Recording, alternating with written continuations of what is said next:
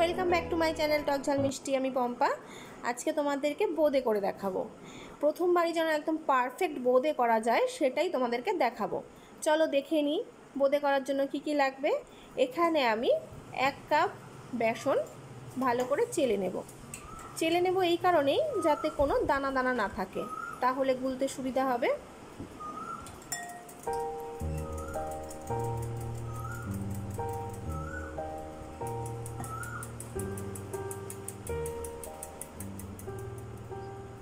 এবার আমি 1 কাপের থেকে সামান্য পরিমাণে মানে 1/3 কাপ জল নেব। জল নিয়ে অল্প অল্প করে জল দিয়ে এটাকে ভালো করে গুলে নেব। দেখতে পাচ্ছ খুব সুন্দর গোলা হয়েছে। আবার বলছি 1 কাপের থেকে একটু জল কম মানে 4 ভাগের 3 ভাগ জল নেবে। এবার আমি দুটো পাত্রে আলাদা করে নিলাম। এর মধ্যে একটু ফুড কালার মেলালাম যাতে লাল রঙের বোঁদে করতে পারি।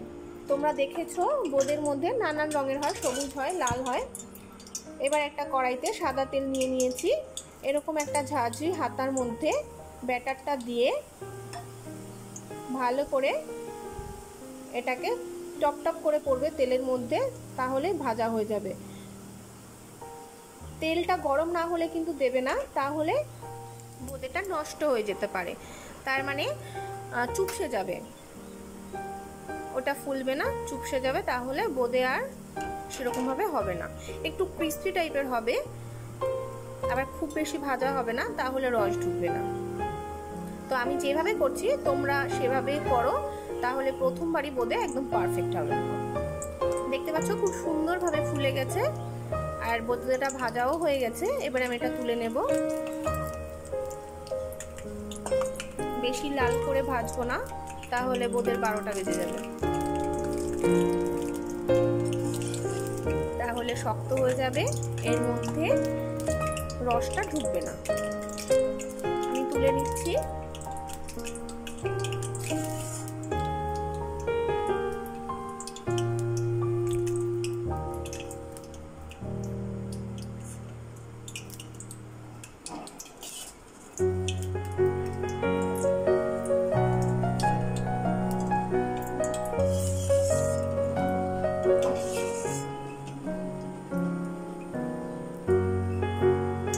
এক এক করে এটা ভেজে নিলাম। এরপরে লাল বোঁদেটা ভেজে নেব। সেম ভাবে ঝাঁঝরি হাতার মধ্যে দেব আর এভাবে আস্তে আস্তে ভেজে নেব। খুব বেশি ঝাঁকাঝাঁকি করলে, ঝাঁঝরি হাতাটা খুব বেশি ঝাঁকিয়ে যদি ফেলতে যাই তাহলে কিন্তু একটার গায়ে একটা লেগে যাবে, নষ্ট হয়ে যাবে বোঁদেটা। তাই আস্তে আস্তে যেরকম ভাবে পড়বে সেভাবেই ভাজতে হবে। আর ব্যাটারটা খুব ভালো করে গুলতে হবে। 5 থেকে 6 মিনিট ব্যাটারটা ভালো করে গুলে নিলে তাহলে বোঁদেটা ভালো হবে। এবার একটা ফ্রাইং প্যানে আমি 1 কাপের থেকে সামান্য একটু কম চিনি নিয়েছি। যেই কাপ দিয়ে আমি বেসনটা মেপেছিলাম সেই কাপ দিয়েই চিনিটা মেপে নিচ্ছি। এবার এর মধ্যে 1 কাপ জল দেব। প্রথমে হাফ কাপ দিলাম, আবার হাফ কাপ জল দেব। যতটা চিনি নেব ততটাই জল দেব। দিয়ে এটা খুব ভালো করে রসটা তৈরি করে নেব।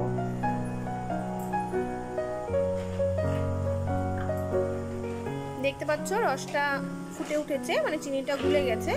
এবার এর মধ্যে আমরা একটু সামান্য পরিমাণে এলাচ দেব।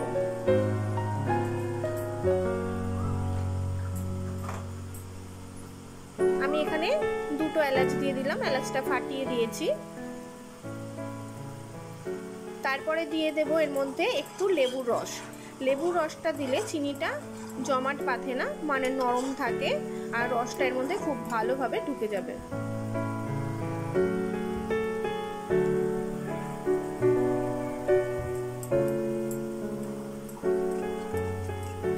তারপর এর মধ্যে অ্যাড করব 1 চামচ ঘি। ঘি দিলে মনে হবে বোঁদেগুলো ঘি দিয়েই ভাজা, গন্ধটা খুব সুন্দর আসবে।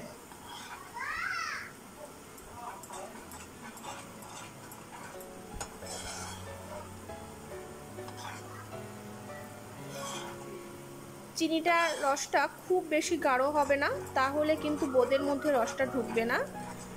শক্ত হয়ে যাবে। তাই চিনির রসটা একটু পাতলা থাকাকালীনই এটার মধ্যে বোঁদেগুলো আমরা দিয়ে দেব। এবার ঘিটা আমি দিয়ে দিচ্ছি এর মধ্যে, দিয়ে তারপর বোঁদেটা অ্যাড করব।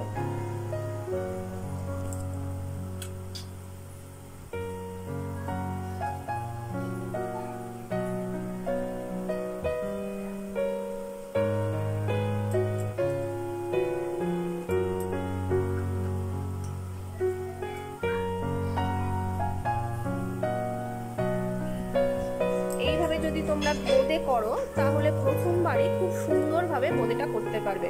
আর আমার ভিডিওটা 2 থেকে 3 বার ফলো করো, তাহলে তোমাদের আর ভুল হবে না, একদম পারফেক্ট বোঁদে তৈরি করতে পারবে।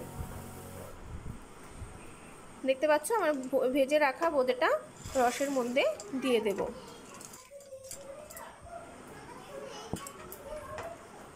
এবার ভালো করে এটা রসের মধ্যে মাখিয়ে নেব, নিয়ে আমরা 10 থেকে 15 মিনিট এটা ঢেকে রাখবো।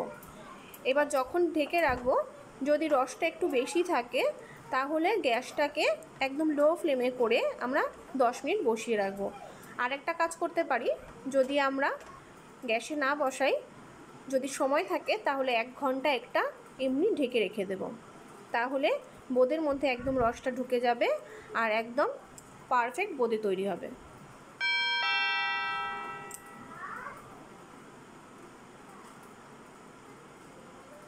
মেশানো হয়ে গেছে, এবার আমি এটা 10 মিনিটের জন্য ঢেকে রাখছি। গ্যাসটা একদম লো ফ্লেম করে দিয়েছি।